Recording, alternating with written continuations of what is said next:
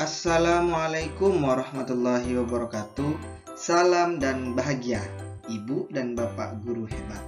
Halo Ibu dan Bapak Guru, selamat datang di aksi nyata modul Merdeka Belajar. Kali ini kita akan merefleksikan modul Merdeka Belajar agar kita dapat memahami apa yang dimaksud dengan Merdeka Belajar. Kurikulum yang digagas oleh Mas Menteri Nadiem Makarim, Menteri Pendidikan, Kebudayaan, Riset, dan Teknologi Republik Indonesia.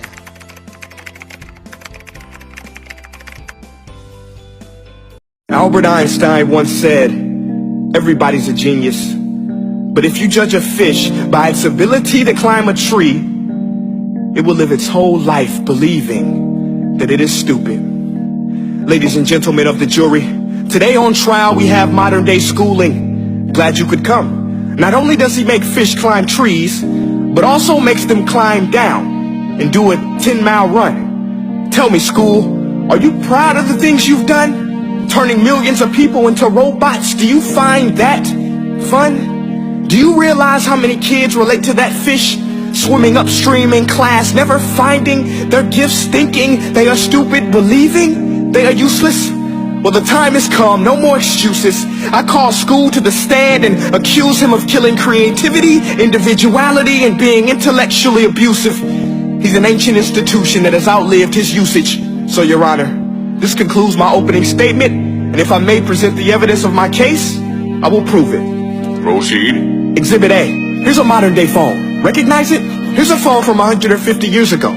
Big difference, right? Stay with me. Here's a car from today, and here's a car from 150 years ago. Big difference, right? Well, get this. Here's a classroom of today, and here's a class we used 150 years ago. Now ain't that a shame? In literally more than a century, nothing has changed.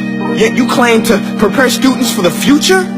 But with evidence like that, I must ask, do you prepare students for the future or the past?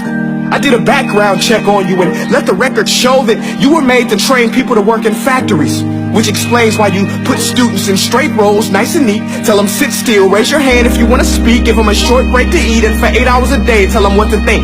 Oh, and make them compete to get an A letter which determines product quality, hence grade A of meat. I get it. Back then, times were different. We all have a past. I myself am no Gandhi. But today, we don't need to make robot zombies. The world has progressed. And now we need people who think creatively, innovatively, critically, independently, with the ability to connect. See, every scientist will tell you that no two brains are the same.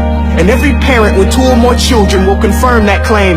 So please explain why you treat students like cookie cutter frames or snapback hats, giving them this one-size-fits-all crap. Watch your language. Sorry, Your Honor, but if a doctor prescribed the exact same medicine to all of his patients, the results will be tragic. So many people will get sick, yet when it comes to school, this is exactly what happens, this educational malpractice, where one teacher stands in front of 20 kids, each one having different strengths, different needs, different gifts, different dreams, and you teach the same thing the same way? That's horrific. Ladies and gentlemen, the defendant should not be acquitted. This may be one of the worst criminal offenses ever to be committed. And let's mention the way you treat your employees. Objection. Overruled. I want to hear this. It's a shame. I mean, teachers have the most important job on the planet, yet they're underpaid? No wonder so many students are short-changed. Let's be honest. Teachers should earn just as much as doctors, because a doctor can do heart surgery and save the life of a kid. But a great teacher can reach the heart of that kid and allow him to truly live. See, teachers are heroes that often get blamed, but they're not the problem. They work in a system without many options or rights. Curriculums are created by policymakers, most of which have never taught a day in their life. Just obsessed with standardized tests. They think bubbling in a multiple choice question will determine success. That's outlandish. In fact, these tests are too cruel to be used and should be abandoned, but don't take my word for it. Take Frederick J. Kelly, the man who invented standardized testing, who said, and I quote, "These tests are too cruel to be used and should be abandoned." Ladies and gentlemen of the jury, if we continue down this road, the results will be lethal. I don't have much faith in school, but I do have faith in people. And if we can customize healthcare, cars, and Facebook pages, then it is our duty to do the same for education, to upgrade it, change it, do away with school spirit, because that's useless. unless we're working to bring the spirit out of each and every student. That should be our task. No more Common Core. Instead, let's reach the core of every heart in every class. Sure, math is important, but no more than art or dance. Let's give every gift an equal chance. I know this sounds like a dream, but countries like Finland are doing impressive things. They have shorter school days, teachers make a decent wage, homework is non-existent, and they focus on collaboration instead of competition. But here's the kicker, boys and girls. Their educational system outperforms every other country in the world. Other places like Singapore are succeeding rapidly. Schools like Montessori, programs like Khan Academy. There is no single solution, but let's get moving. Because while students may be 20% of our population, they are 100% of our future. So let's attend to their dreams, and there's no telling what we can achieve. This is a world in which I believe. A world where fish are no longer forced to climb trees. I rest my case.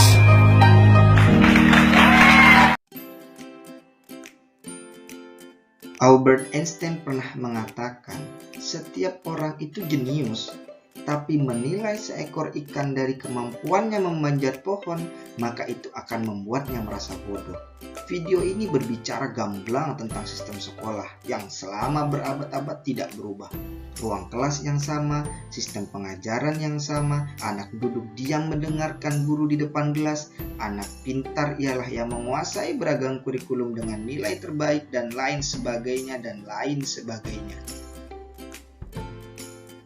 Jadi, sebenarnya sekolah itu untuk mencetak anak pintar ataukah tempat anak mendapat pendidikan?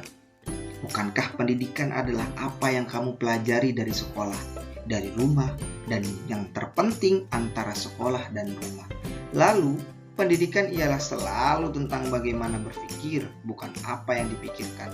Bila anak dianggap pintar bila hafal jawaban, maka fungsi otak anak hanya digunakan untuk menghafal jawaban, bukan untuk mengolah suatu pertanyaan. The best question di video itu adalah, walaupun murid sekolah hanya 20% dari populasi negara, tetapi mereka adalah 100% masa depan kita. Pendidikan sejatinya dapat mengantarkan murid untuk keselamatan dan kebahagiaan. Namun nyatanya, perspektif pendidikan tidak selalu sama dengan perspektif murid. Tidak jarang murid merasa kebalikan apa yang dianggap dan dirasakan pendidik. Ketika guru merasa cocok dengan metode ceramah untuk muridnya, ternyata murid merasa bosan dan mengantuk saat diberikan materi. Sehingga ada beberapa siswa yang belajar melalui YouTube, internet, yang menurut mereka dirasakan jauh lebih menarik. Merasa cukup mengukur pemahaman murid dengan pilihan ganda, ternyata ada murid yang bersedih ketika mendapatkan nilai 30 dan dianggap belum memahami materi karena standar yang ditetapkan guru. Padahal ada murid yang mampu menuangkan pemahaman melalui gambar, video, poster, dan lain-lain. Renungkan, apakah dengan menghafal kebutuhan belajar murid telah terpenuhi? Apakah murid memahami apa yang ia hafalkan? Atau bagaimana ia menghubungkannya dengan kehidupannya? Ki Hajar Dewantara mengatakan, tuntunlah murid sesuai zamannya. Sekarang, guru tidak lagi menjadi satu-satunya sumber pengetahuan, tetapi guru berperan sebagai fasilitator pembelajaran. Sebagai fasilitator, guru menempatkan murid menjadi subjek atau individu aktif dalam pembelajaran untuk mencari dan membangun pemahamannya sendiri. Bukan sebaliknya, murid dianggap sebagai objek pembelajaran atau individu pasif yang hanya tergantung pada apa yang diberikan guru. Peran guru adalah memfasilitasi dengan baik dan benar bagaimana murid dapat membangun pemahamannya dengan maksimal.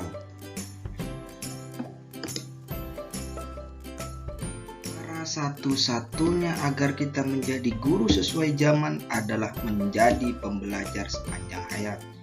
Terus meningkatkan pengetahuan dan keterampilan, menjaga sikap kita sebagai fasilitator pembelajaran bagi murid sesuai zamannya, dan membangun konteks diri serta identitas suatu bangsa. Dengan demikian, kita dapat membantu menyiapkan murid-murid kita untuk memiliki rasa kepercayaan diri dalam berinteraksi dan berkolaborasi bersama warga dunia untuk memecahkan masalah-masalah global. Hajar Dewantara mencetuskan sistem Among. Konsep sistem Among bukan sekedar metode membimbing dan mendampingi murid belajar. Lebih dari itu, sebagai guru, kita diharapkan memiliki mindset Among terlebih dahulu sebelum mempraktekkan metode Among. Penekanan pada proses belajar murid sangatlah penting bagi tumbuh kembang murid.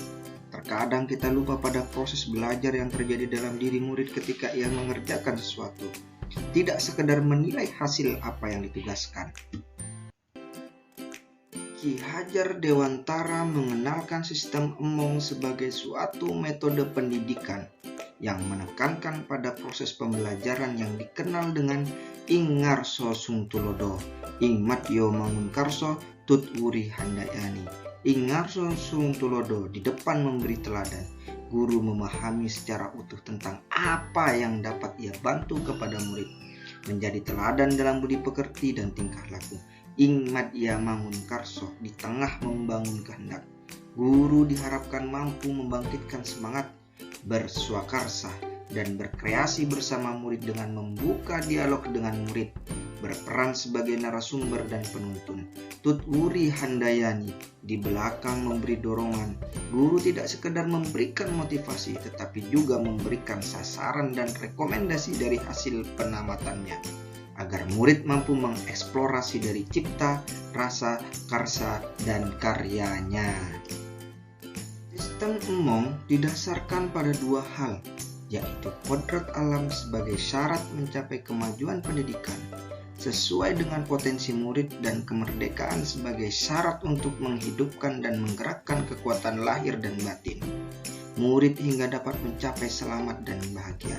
Dalam bahasa Jawa, momong berarti merawat dengan penuh ketulusan dan penuh kasih sayang serta mentransformasikan kebiasaan-kebiasaan baik disertai dengan doa dan harapan. Sedangkan Among yaitu memberikan contoh tentang baik dan buruk tanpa harus mengambil hak murid agar bisa tumbuh dan berkembang dalam suasana batin yang merdeka sesuai dengan dasarnya. Sedangkan Ngemong adalah proses untuk mengamati, merawat, dan menjaga agar murid mampu mengembangkan dirinya bertanggung jawab dan disiplin berdasarkan nilai-nilai yang telah diperoleh sesuai dengan kodratnya.